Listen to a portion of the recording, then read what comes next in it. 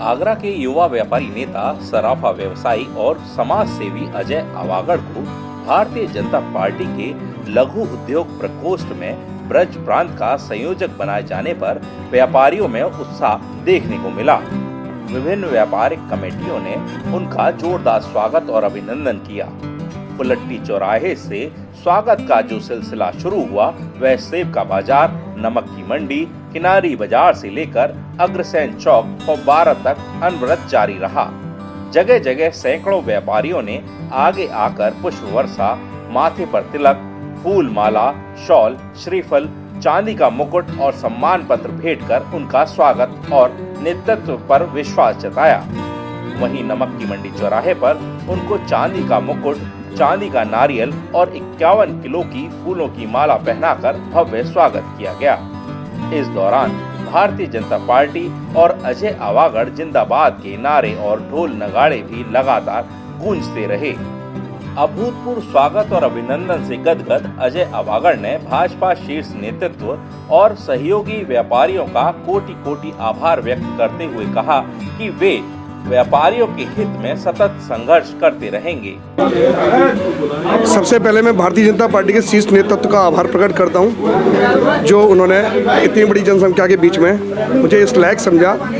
ब्रज प्रांत जिसके अंतर्गत 20 जिले आते हैं और 20 जिले की जिम्मेदारी उन्होंने लघु उद्योग प्रकोष्ठ के रूप में मुझे दी है, एक संयोजक मुझे बनाया है। मैं आपको और भारतीय जनता पार्टी को और सभी अपने व्यापारी भाइयों को, लघु उद्योग से जुड़े सभी लोगों को ये विश्वास दिलाता हूँ कि अगर मुझे चाहे 90 दिन प्रवास करना पड़े तो अभी मैं 90 दिन प्रवास करूँगा।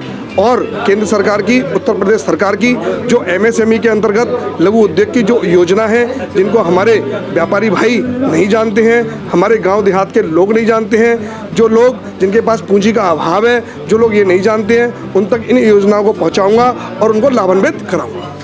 स्वागत समारोह में भाजपा व्यापार प्रकोष्ठ के महानगर संयोजक गौरव बंसल का भी स्वागत किया गया।